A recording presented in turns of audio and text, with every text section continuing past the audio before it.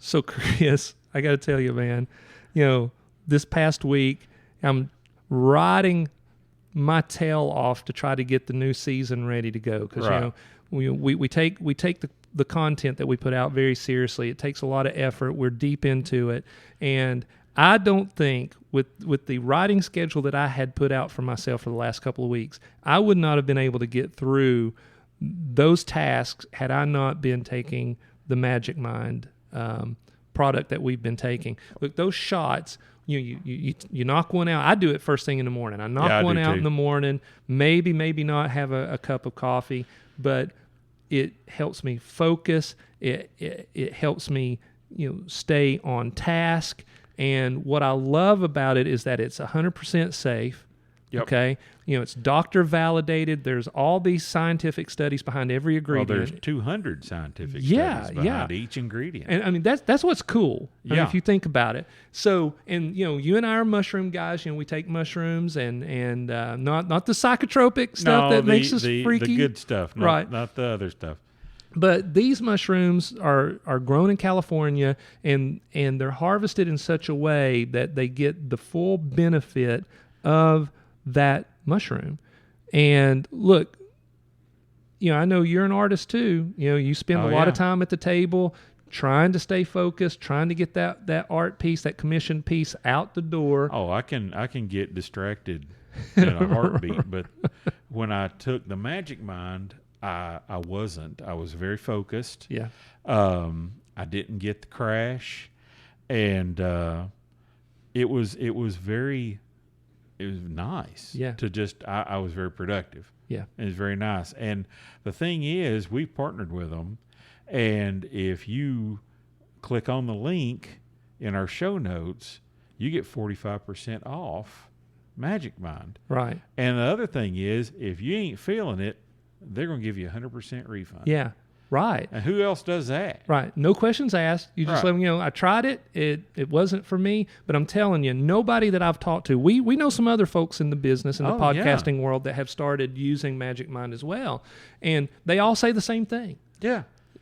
So, and like I said, me, I don't do the energy drinks. I don't do any of that stuff. But Magic Mind worked for me. Good. All right. Well, I'm glad that we're partnering with them. So again, just to kind of reiterate what you said a moment ago.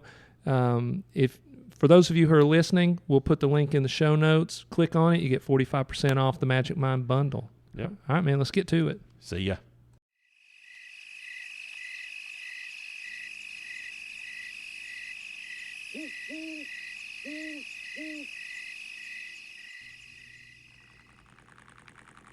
Johnny Reaper roared into town behind the wheel of his tricked-out 1931 Ford hearse that had been turned into a rat rod that was low-slung with a chopped top. It had a massive engine that ran on depravity, of which there was a never-ending supply, and spat hellfire out of the chromed-out exhaust pipes. Johnny had no face. He'd lost it back in 1955 when he'd crashed his rat rod during a drag race against Jimmy Siskel. He had slammed through the front windshield, then skidded face first along the street. And all that was left was a grinning skull and his high, slick pompadour. That crash had killed his sweet Lola, who was his girl. She had been riding shotgun that night and had been thrown from the car as it rolled and flipped, leaving her sprawled on the street like a blood-soaked rag doll. Johnny loved Lola more than anything. She had been stacked back then, with her cherry-red lips and her cat-eye peeps. She'd had that rockabilly pin-up vibe that made all the cats drool. But she had eyes for no one but him. They were soulmates, and they'd do anything for each other. In fact, she'd been the one who gave him an alibi when he'd knifed that greaser from the Southside Saints, and he couldn't bear the idea that he'd gotten her killed all because he needed to feed his ego and win another damn drag race. That night, as he lay on the street, his leather jacket and jeans ripped and torn, he knew that he was going to survive, though without a face. But when he glanced at his sweet Lola's broken body, the pain of not spending his life with her was too much to bear. That's why, when the devil showed up and offered him a deal that would give him back his Lola, he had taken it without question. And that had been the worst mistake of his miserable life. The devil had told Johnny that he could bring his Lola back from the dead and that they could live together forever and never grow old. All that Johnny had to do was agree to be a collector of souls. Well, Johnny hadn't clarified if these souls were of the innocent or of the wicked, and he really didn't give a damn, as long as he could cruise in his rat rod with Lola by his side. So, without the slightest attempt to work through the details of this deal, Johnny had agreed. And the devil had kept his end of the bargain, though with a terrible twist. Johnny would live, forever youthful, with his pompadour and his sideburns and his body intact, except for his face. And that was a nasty trick to play on a man who wanted to look cool for his girl, but the demon had an even nastier surprise in store when it came to resurrecting his Lola. She was alive, all right, but the evil bastard had cast her soul inside a black body bag. Since that night, Johnny rode from town to town, collecting the souls he was told to collect, and fed them to his sweet Lola, who was always hungry. He glanced in the back seat and saw her laid out, trembling with hunger, saw the zipper made of human teeth, and was thankful that they were together, even under these macabre circumstances. He looked up just as his headlights illuminated a sign which read, "Welcome to Nevermore Hollows, a town you just can't leave." If he'd had lips, they would have pulled back into a sad smile. Soon, baby girl. Soon. We're almost there. Most people would never be able to recall seeing the hearse. That was because their minds were so closed off to the truth of a supernatural realm. Even so, if they had happened to be on the street when it passed, they'd experience a moment of profound dread and would suffer a shiver as their blood seemed to freeze. And they'd struggle to give an answer as to why this occurred. Those few whose minds and eyes are open to the supernatural would recall seeing the low-slung hearse grumble by, enveloped in an eerie green aura with psychobilly music blaring from the windows. And they'd see the faceless driver with his pompadour and leather jacket, and they'd know that he had come for someone, and they'd say a silent prayer of thanks that it was not for them. Johnny cruised down Main Street, which was empty at this hour, then drove down other streets looking for the address of his next soul. He rumbled past Lovecraft Park with its massive wrought-iron gate and finally made his way to Butcher Street. At the end of the cul-de-sac was a large craftsman that belonged to one of Nevermore Hollow's most successful men. Johnny parked at the curb in the cone of cancer-colored light under an antique-style street lamp. He exited the rod and opened the back door. He leaned in and grabbed the handle at the top of the body bag and pulled it out onto the sidewalk. Though only Lola's spirit was inside and not her body, she was warm and heavy to the touch. She'd never been heavy in real life, not Lola. She'd been a petite 5'5" with tattoos and piercings, which were scandalous back then because nice girls wore poodle dresses and bobby socks, and she had curves in all the right places. And boy, did he love the way she felt in his arms and the things she was willing to do when they played backseat bingo. But during the first decade of their afterlife, they'd been miserable because they had not been able to touch each other like they had been able to when they were both alive. The devil had made sure that the body bag had the sensitivity of real skin so that Lola could feel Johnny's touch, though she would forever be unable to return the intimate gesture. The devil had intended this to be a curse, but they'd figured out how to work around it. Johnny discovered that Lola liked it when he dragged her along various surfaces, and he felt her shiver with ecstasy as the sidewalk scraped against her dark skin. Lola had always liked a little pain, and he always got off on causing her a little. Slowly they learned that their love was deeper than death, and that intimacy could be something much different, much darker than anything they'd shared in life. For example, before they died, Johnny had killed 2 people. One had been that Southside Saints greaser, and the other was an old woman named Beatrice who Lola absolutely hated for some reason. They'd killed that old bitch together, and it had been a crazy blast and a real turn-on. They had wanted to kill others, but knew that sooner or later they might be found out and arrested and separated. So they'd always been careful, held themselves back. But not in death. The devil didn't care how they collected the souls he told them to collect, and he didn't care who else they murdered as they traveled the country. The more they murdered, the better. They had free rein to kill without the fear of being caught and judged. So they had let loose their murderous desires and had learned to kill in such exquisitely depraved ways. And they'd realized that by doing this together, they could share an intimacy that life would never have allowed. So, with eager desire, Johnny dragged a quivering Lola through the pale wash of moonlight, across the dark yard and up onto the porch of the craftsman. This was where Derek Mull lived. Derek was 35, successful, and arrogant. The folks in town thought that he'd gotten his wealth as a successful day trader, but the truth was that his wealth was the result of a deal that he'd made with the devil. 10 years ago, on his 25th birthday, Derek had already shown a great talent for writing computer code. One afternoon, he was sitting at a bar, sipping expensive whiskey, trying to figure out how to get rich with minimal effort, when the devil sat on the stool beside him. And he'd offered Derek a deal. Derek would use his coding gifts to create a secure website and database that would help auction off women and children who had been abducted by human traffickers. The site needed to be unbreachable by any police agency or government authority in the world.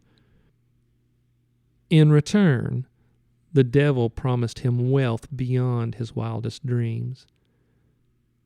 Derek had eagerly accepted the offer, and tonight was the night the devil had decided to come for his soul. Johnny would feed Derek to Lola, and he'd take Derek's young, pretty wife, Betsy, just for fun. Betsy would claim she didn't know where Derek's money came from, but that was a lie. She'd overheard snippets of conversation between her husband and the evil men he was doing business with, but she pushed it out of her mind. She didn't care what he did as long as she had the big house, the Bentley, and the seemingly unlimited supply of money. Johnny and Lola stood on the porch, illuminated only by a ghostly beam of moonlight. Johnny grabbed the doorknob and twisted. The door opened. They always did. There was no lock that could resist them, and he pushed through and dragged Lola behind him. He stopped at the foot of the stairs that led up to the second floor. That's where Derek and Betsy would be at this late hour. For the first week after he had made his deal with the devil, Lola was unable to speak. Or maybe he'd just been unable to hear her. But on the 10th day of their afterlife, they'd been collecting their first soul for the devil, and when Johnny had zipped the dead man's body inside Lola, she moaned in ecstasy and told him that she was hungry for more. He'd been so relieved, so happy to hear her voice that he would have cried if he'd had a means to do so. And they had traveled the world collecting souls and lovingly speaking to each other ever since. Or maybe, Johnny often thought, I've lost my mind and I'm only making it all up in my head because I want to hear her voice so badly. They're both asleep, lover boy, Lola said. Her voice was still as throaty and sexy as it ever was when she was alive. Yeah, I figured. Johnny knew Lola could sense things that he couldn't, like which room the moles were in. But again, he often caught himself wondering if he was really the one who could sense these things, and through his psychosis, he chose to think it was Lola who had the ability. But they aren't in the same room, Lola whispered. I guess Betsy's old man can't rev her engine anymore. Johnny thought that maybe it was that way for both Betsy and Derek. Money is what pumped their pistons, not love for one another. And maybe Derek got his rocks off to something a bit darker, considering his line of work. Ain't none of our concern, baby girl. He started up the steps, pulling Lola along behind him, when the light in the hallway blinked on. Derek came padding down the hallway, wearing silk pajamas. Even though it was well past midnight, he had not yet fallen asleep, as he had been sitting in bed, scrolling a website, trying to decide if he should buy another Rolex. He already had 4, but recently had found out that one of the United States senators that he was friends with had just bought another, and he had to make sure that he kept up his own materialistic appearances. He stopped short when he reached the head of the stairs. He glanced down at Johnny and Lola, who stood about halfway up. He took in Johnny's 1950s greaser clothing, pompadour hairdo that framed his leering skull, and the fact that he was dragging a body bag with a zipper made of human teeth. He then rubbed his eyes and opened them again, as if trying to wake himself from a nightmare. When it was clear that Johnny was real, Derek became indignant at the intrusion. What the hell are you doing in my house? And is that some kind of mask? This ain't no mask, Daddy-O. It's all real. Derek noticed that Johnny's jaw moved, and words came out even though he had no lips with which to enunciate. And while it didn't make any sense, Derek knew that it was not a mask. It was real. His acceptance did not take a giant leap of logic because he already knew that the devil was real and that he made deals with humans. If the devil was real, then so were other supernatural creatures. For a heartbeat, his indignation wavered a bit, but his arrogance and narcissism reasserted itself. You have no business here with me. I'm protected. Lola whispered in Johnny's ear. Poor guy's a dope. He thinks the devil gives a damn about him. Derek cocked his head as if he'd heard Lola. Johnny hoped that he had, because that would mean she was real and not just a scrap of broken-hearted psychosis that he clung to. The urge to ask Derek tried to crawl up his throat, but he choked it down. He feared that Derek would not have heard, and Johnny knew that he'd go completely mad at the idea that Lola wasn't really able to speak to him. I'll tell you again, Derek said. He pointed a manicured finger at Johnny and Lola. I am under protection of the devil, and I command you to leave. Johnny rolled his eyes in their exposed sockets. Who you think sent us, Daddy-O? Derek had opened his mouth to give another command, but Johnny's response made him pause. He had a confused look on his face for the briefest moment. Then he decided to stand his ground. I am doing important work for the devil, and someone else can take over and do it now. Derek's anger and self-assuredness morphed into worry. Well, this makes no sense. Our agreement was that I would create a secure site to help him in his human trafficking, and he'd make me rich. I sold him my talents, not my soul. That wasn't part of the deal. Don't be a fool, little man. It's always a part of the deal. Lola gave a low, delicious giggle that revved Johnny's engine for sure. With that, he marched up the stairs, dragging Lola behind him, toward the dumbstruck Derek, who stumbled back across the hallway. He was stopped when his back hit the wall, and he stood there, unable to move. But I don't want to die, Derek said. Neither did I. But look at me now, a rebel without a soul. Johnny pulled his switchblade from his back pocket and flicked it open. The razor-sharp blade made a surprisingly loud click when it sprang from the handle. It gleamed dully in the hallway light. You don't have to do this. I'm still valuable to the cause. I can make a new deal. That's what they all say every damn time. But the devil is a one-and-done kind of guy. Now, don't be a drag, man. Let me get you ready so I can feed you to my Lola. Derek tried to move, but was held in place by the power of Johnny's dark will. Johnny's first slice was across the throat, but not across the carotid arteries, and not so deep that it killed Derek, just deep enough to make the heart race and the blood flow. Then came the stabbing. 66 in all, none of them deadly, and when he was done, he released his supernatural hold on Derek and let him slip to the floor in a whimpering, bloody heap. Johnny turned to Lola. The human teeth of her zipper made a dull clicking as he opened her up, exposing a darkness so deep that it appeared to be the entrance to the abyss. Derek had begged for mercy as Johnny had carved him up, but upon seeing inside Lola, he had the most profound understanding of his life, and he began to sob uncontrollably. He was no longer worried about his body, which was afire with the worst physical pain he had ever experienced, but instead he was consumed with terror at the thought that his spirit, his soul, would be forever in the vast void that was inside the body bag. Johnny grabbed him by the shoulders and rolled him inside Lola. Then he slowly pulled the zipper closed, the teeth making that hollow clicking noise, and Derek screamed. "Thank you, Johnny baby," Lola moaned. His depravity was delicious. Johnny slowly caressed her.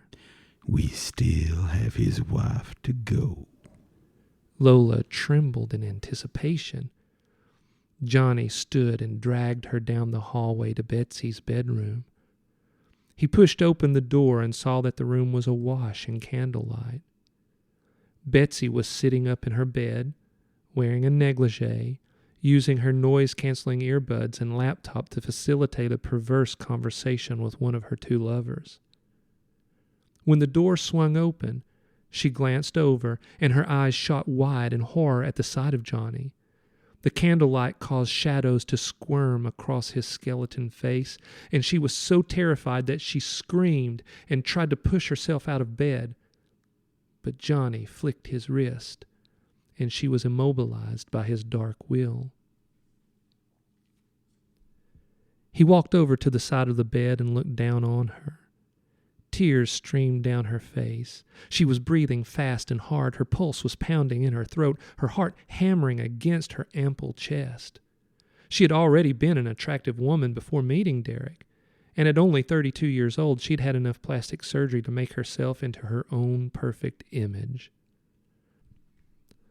Johnny closed the laptop and removed the earbuds. Ain't you a sight to see? You paid a lot of money for that classy chassis. A lot of good it's going to do you now.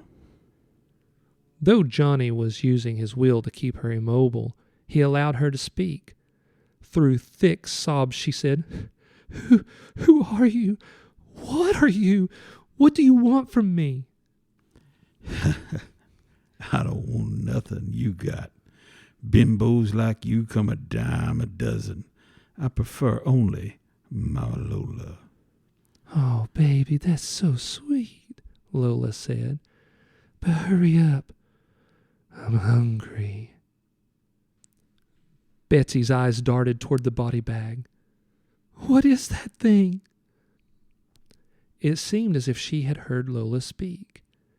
And again, Johnny wrestled with the desire to know for certain that Lola's soul, her consciousness, was really with him. But the angst of not being sure was better than the misery of knowing that she wasn't really with him at all. So he didn't ask the terrified woman. This here is Lola, and we've come to collect your soul. No, that can't be right. Why? Johnny rolled his eyes. It was a gruesome sight. Come on now. You know what your husband was into, how he made his fortune. Betsy shook her head. No, I didn't. Johnny nodded. I ain't here to argue with you. Derek made a deal with the devil 10 years back, and the devil decided the payment has come due. I've already collected his soul. Now I gotta collect yours. Though her sobbing had subsided, tears still flowed down her cheeks. Then, understanding that the mere presence of Johnny meant that something deep and profound was happening and that she needed to come clean, she said, Okay, look, maybe I did suspect, maybe I heard a few things, but I never participated in it. Never. And I never met the devil, and I never sold him my soul. Johnny would have grinned if he'd had a face. You could have stopped your husband, but you didn't. You knowingly chose to wallow in tarnished wealth gained by wicked means. So, baby, the devil didn't need to buy your soul. You gave it away for free. Johnny flicked open his switchblade, then went to work deconstructing Betsy's carefully crafted image. When he was done removing her face, he tossed it aside and carefully placed Lola beside her on the bed. He opened Lola up and zipped Betsy inside. Betsy did not scream because her mind had snapped, but that was okay. Lola didn't mind if they'd gone crazy or remained sane, as long as she got to feed.